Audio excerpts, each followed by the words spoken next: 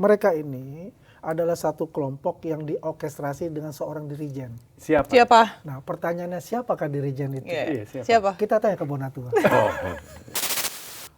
Aku pribadi nih, ya bersumpahlah demi apapun, ini murni biaya sendiri. Iya. Kenapa nggak langsung, oke, Iya, gue punya ijazah. nih. Nih, gue tunjukin. Iya. Hei, orang-orang yang Jadi, menyinyir gitu ya.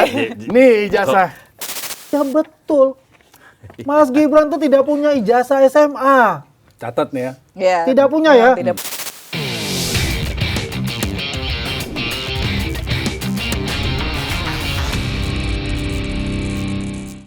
Kalau memang semua dokumennya ada, pendidikannya ada juga, nggak bermasalah gitu ya.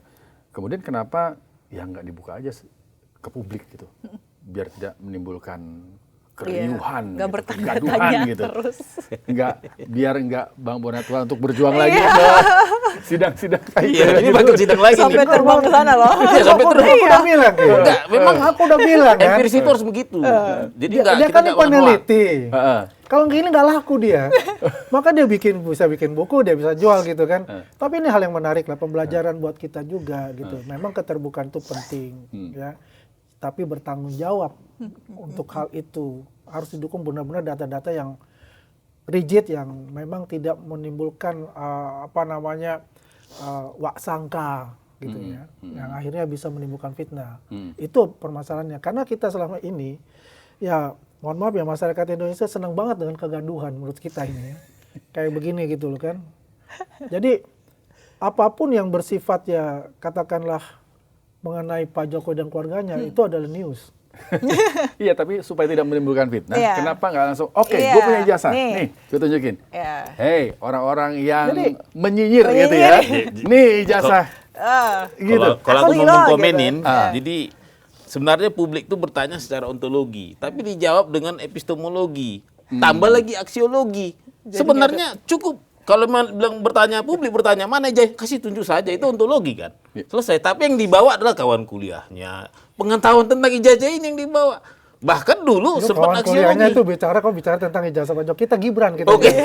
Kalau kau itu aku bisa bantah bener itu. Aku bisa bantah kan. Karena belum selesai yang Iya, bawahnya, Jadi kita ayahnya sekarang masuk akhirnya. skupnya ke Iya, Mas Gibran. ke ya? Mas Gibran, fokus ya. Nah, Ya apa yang mau dikasih tunjuk orang ini memang ini bukan surat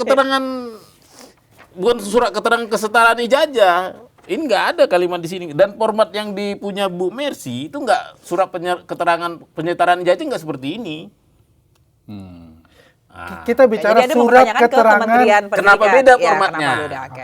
Nah, makanya itu yang bisa dijawab itu adalah kementerian. Dia kan punya. Nah, lagi untuk itu berproses. kan. Makanya saya bilang, jangan sampai ini dijadikan lahan untuk menggoreng-goreng ya.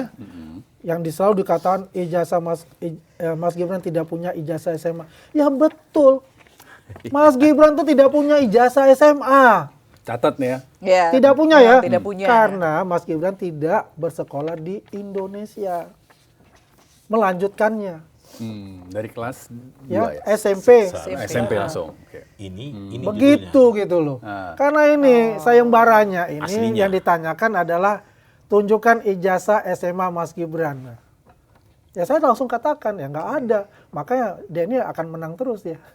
Mau 32 miliar dia tetap menang. Syukur-syukur 32 miliar itu dia bisa kembalikan.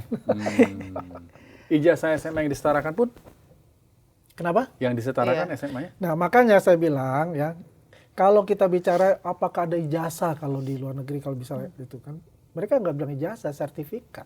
Jadi mereka pakainya sertifikat. Sertifikat kalau mereka di Ada. sana.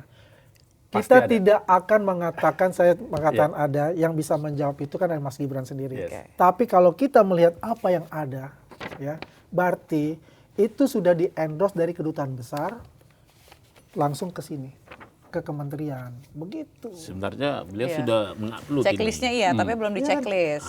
scan ijazah, diploma, ataupun nggak tahu kita mana ini kan Ada kan opsional. diplomanya kan? Apakah ijazahnya, Iya. apakah diplomanya, apa sertifikatnya atau dokumen hasil belajarnya.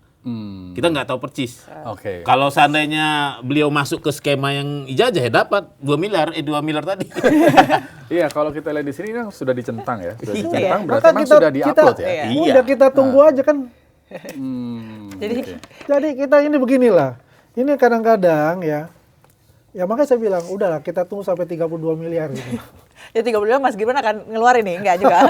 Buktiin ya bahwa nih ternyata saya punya surat keterangannya gitu. Ya gitu loh. Yang bisa jawab Mas Gibran. Iya, makanya Mas Gibran nanti yang akan jawab, Ya bukan kan Mbak Mas Andi. Gibran. Iya, Mas Gibran Makanya saya jawab selalu sendiri. kembalikan untuk itu, ya. Tapi kalau kita kacamata dari logika kita, kacamata secara hukum, ini kan sudah ada rumah surat keterangan penyataran itu saja menurut saya udah satu itu. Ya kalau dilakukan yang namanya ada sayembara, itulah saya bilang, saya katakan ini beda-beda tipis dengan taruhan. Ya kan, karena di situ ada nilai, di situ ada amount di situ. Ya kan? Tapi Itu kalau masalahnya. lihat jadwal sidangnya Bu Mercy, seharusnya sebelum November itu sudah kelihatan ijazah dipakai apa, ijazah kah, sertifikat kah, atau keterangan surat nilai. Ini kayaknya raport tuh atau apa ini ya, poin yang ini. Ini kan ada 1, 2, 3, 4 item yang dipilih. Pilih salah satu yang mau Salah diupload. satu. Tapi diupload kan. Iya, Ya sudah. diupload, tapi kita nggak tahu yang mana yang Iya. dia terlibat nih. Scan ijazah kah, scan diplomanya, atau sertifikatnya, atau dokumen hasil belajar. Nah, kita nggak tahu. Jadi Mas Gibran yang bisa jawab. Berarti kalau ternyata yang benar adalah ijazah, beliau menang. Oke. Dapat 2 miliar. Dapat bagi-bagi deh kita Bang Andi. Makanya saya bilang tunggu 30. Tunggu 30. Oke. 1 miliar ya. Tapi, ke Bang Bona, ini pencarian jejak pencarian ijazah Mas Gibran ya. Ini benar-benar murni untuk menguji keabsahan riwayat pendidikan, atau Bang Bona menyadari ada resiko-resiko apa yang dilakukan Bang Bona ini kemudian dimanfaatkan untuk membangun narasi politik, ya, bahwa Gibran itu tidak memenuhi syarat pendidikan. Merasa itu nggak, Bang? Ya itu sebenarnya nggak usah merasa, memang ke situ arahnya. Tapi bukan saya yang ngerjakan. Karena di situ memang ini arahnya. politik kan. Karena Dan dia saya Itu disampaikan data. Bang Andi ya. Dia feeding. Jadi menarik gitu ya. Iya, iya. Dia nggak usah jawab, aku udah bisa jawab. Iya. Kan saya selalu mengatakan, mereka ini, mohon maaf kalau saya katakan gerombolan, mempunyai fungsi dan tugas masing-masing. Satu kelompok ini. Satu kolam itu, ya, satu kolam itu, ya. Ada yang tugasnya itu adalah striker, ya. Oke. Ada yang tugasnya untuk ngobrak nyari-nyari data model Bonatua, ya. Tim riset lah ya. Tim Tim riset. riset. Risetnya sudah ada itu semua. Think tank. Sudah tim risetnya. Kemudian ada strikernya siapa, ada yang bermain di medsosnya siapa, ya kan? Ada yang untuk menggoreng-gorengnya siapa. Sistem berarti. Sudah ini sudah satu sistem. Maka saya selalu katakan mereka ini adalah satu kelompok yang diorkestrasi dengan seorang dirijen. Siapa? Siapa? Nah pertanyaannya siapakah dirijen itu? Iya, siapa? siapa? Kita tanya ke Bonatua. Oh. Ya kan? Itu dugaan saya, gambaran saya Ini yang selalu secara dibilang seniority. orang besar itu. Salah satu yang dikatakan oleh Pak Jokowi dari itu ada orang besar yang mengorkestrasi ini, ya. Jadi kalau orang merasa wah bukan ada gini-gini, ini jelas sekali gitu. Bonatua sudah mengakui kan siapa yang riset, terus siapa yang melakukan penggorengan-penggorengan di ruang media publik, ya. Siapa yang khusus untuk katakanlah para podcaster, ya, para YouTuber yang jadi buzzer-buzzer di sana. Itu udah terini semua. Siapa yang khusus untuk ijazah Pak Jokowi, Oke. siapa yang khusus untuk ijazahnya Mas Gibran. Makanya muncul selalu ada pemain-pemain baru, ya kan? Dulu Subhan Palal kan. Waktu belum ada Bonatua, My Brother ini, itu mereka kelimpungan untuk cari data. Paham saya itu, ya. Karena mereka ini tergantung pada Rismond.